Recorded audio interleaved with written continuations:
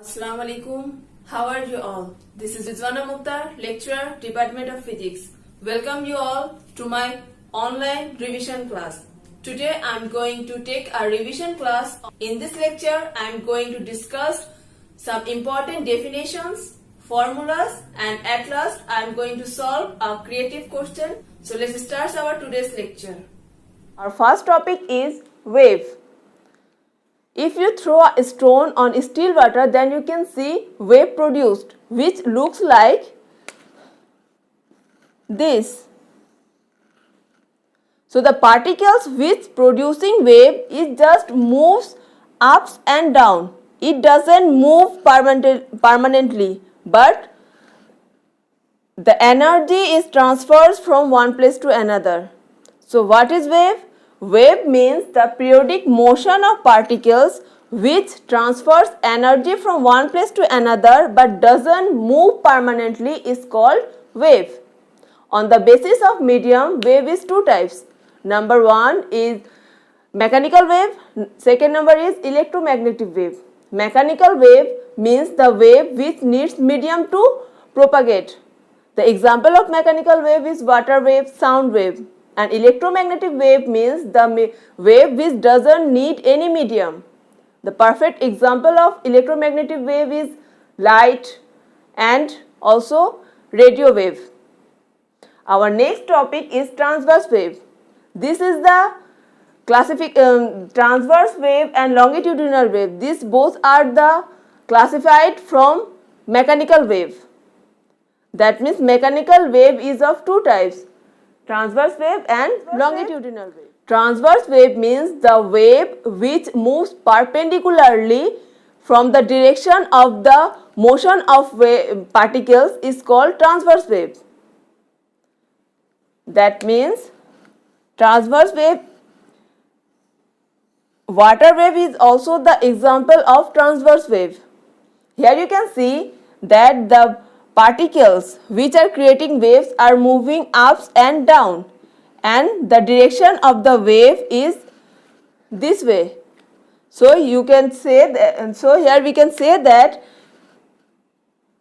the direction of the wave and the direction of wave transmitting particles are 90 degree or perpendicular to each other.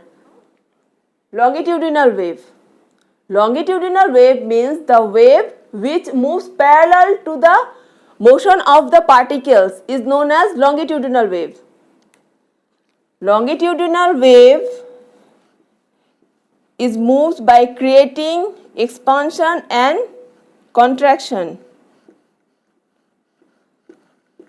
So this is the diagram of longitudinal wave. Here you can see that the direction of the longitudinal wave is parallel to the direction of the particles which is creating this wave, and the example of longitudinal wave is sound wave. Topic is complete vibration.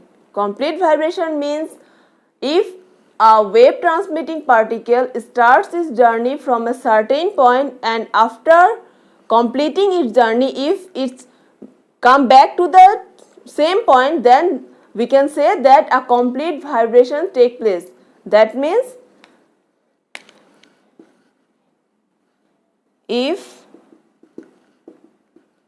a pendulum starts its journey from point A and after moving to point B, and when it comes back to point A, then we can say a complete vibration takes place. So our next topic is time period.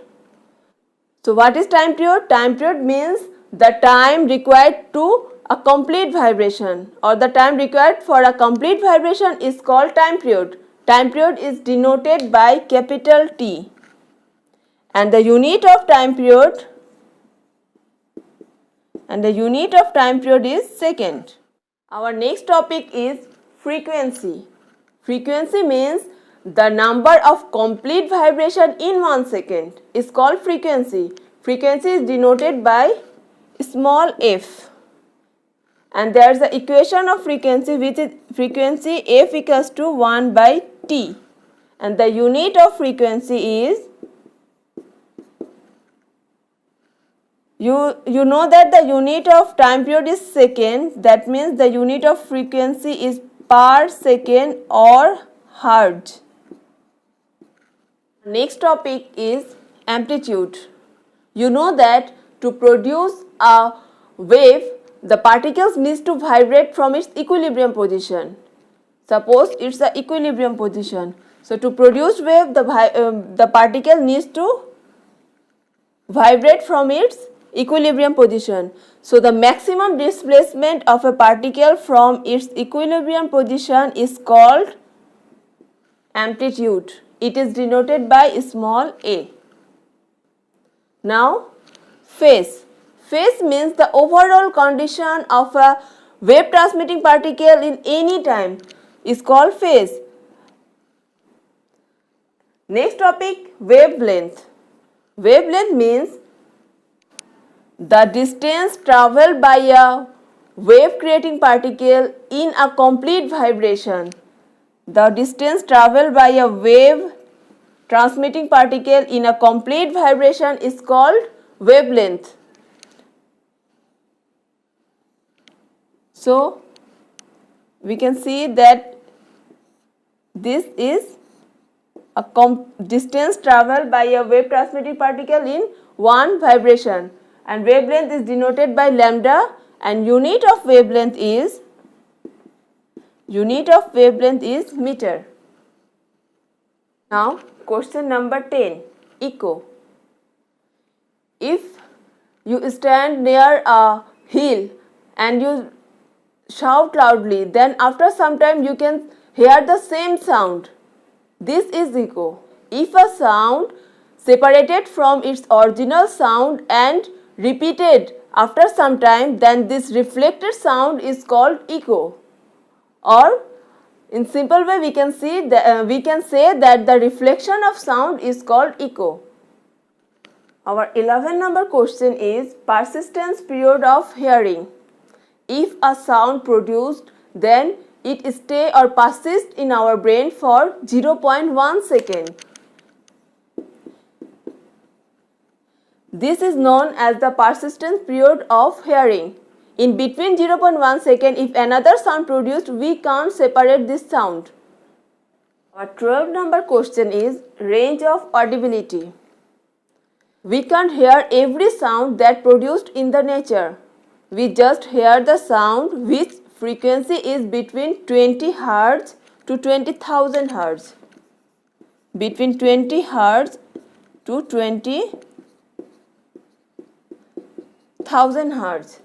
This range of frequency is known as range of audibility. So the sound which frequency is less than 20 Hz is known as infrasonic sound, and the frequency of sound which is more than 20,000 Hz is known as ultrasonic sound. Our last topic is intensity of sound. Intensity of sound means the amount of sound energy which propagate in unit area per second is called intensity of sound. Now I am going to solve a CQ question. But before that, have a look about the important formulas of this chapter. Our formula number 1 is F equals to 1 by T. Number 2, V equals to F lambda. Number 3, V1 by V2 equals to root over T1 by T2. Next one is V equals to 330 plus theta into 0.6. Number 5 is lambda equals to S by N, and last one twice D equals to Vt. Here F means frequency, T time period, V means velocity of sound, lambda means wavelength, T means temperature. Yes, theta is also temperature. Here you can see the CQ question of Borishal Board 2017. The total distance is given 50 centimeter and the STEM said that the velocity of sound in air is 347 meter per second and in water 1474.75 meter per second. Our question number C is determine the temperature of air. So here the given information is velocity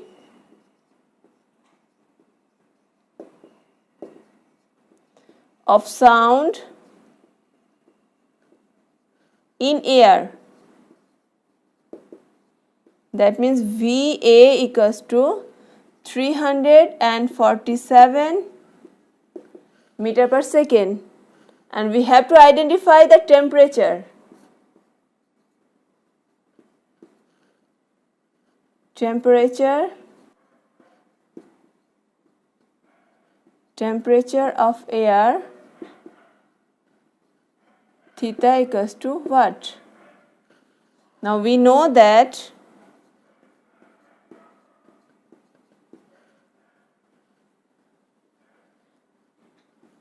V equals to 330 plus theta into 0.6. As here we are identifying the velocity of air, that means we use V suffix A. So theta equals to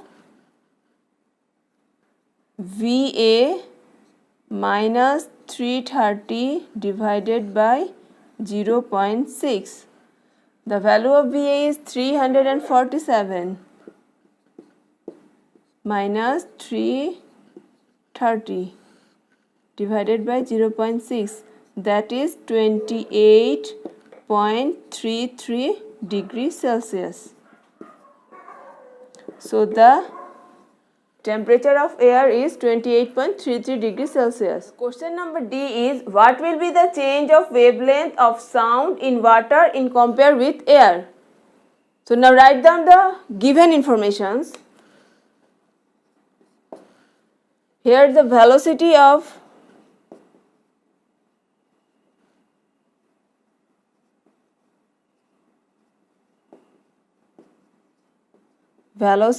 sound in air, VA equals to 347 meter per second. Now velocity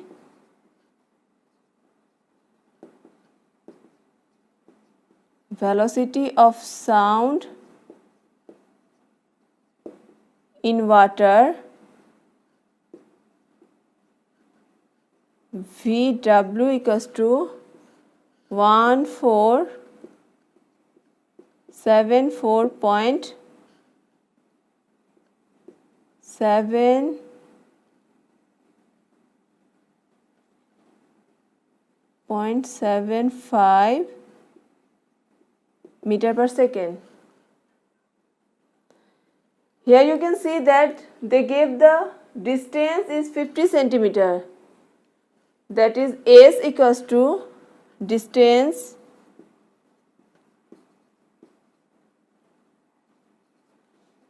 S equals to 50 centimeter or 50 by 100 meter, that means 0.5 meter, and number of vibration, you can see it's a longitudinal wave, and in longitudinal wave one vibration means one compression and one expansion.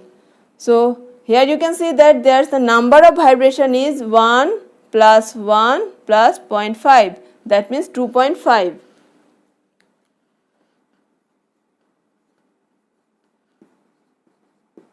Number of vibration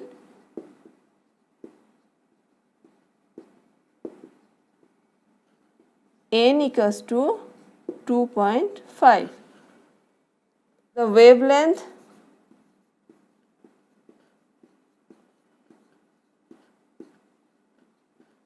of air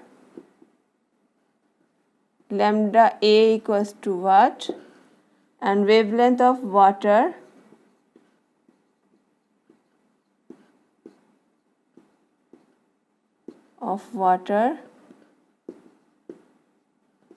lambda W equals to what? We know that lambda equals to S by N. Now I am identifying the wavelength of air. So I use lambda A equals to S by N. The value of S is 0.5 meter and N 2.5. After calculating it, you will get 0.2 meter. Now again we know that V equals to F lambda. So now for air we can write down that for air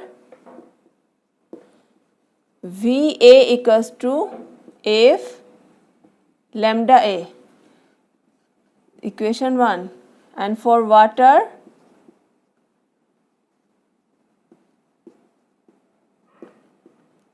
VW equals to F lambda W. Here you can see that I am not using FA and FW because the sound is produced from the same source, so the frequency will remain same. Now by dividing equation 2 and 1, we can write down F lambda W by F lambda A equals to VW by VA.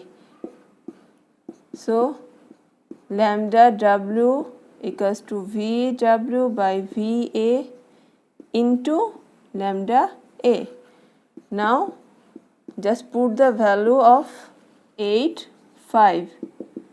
So wavelength of water is 0.85 meter. So you can see that the wavelength of water is 0.85 meter and wavelength of air is 0.2 meter. So the change is 0.85 minus 0.2, that is 0.65 meter. This is the answer.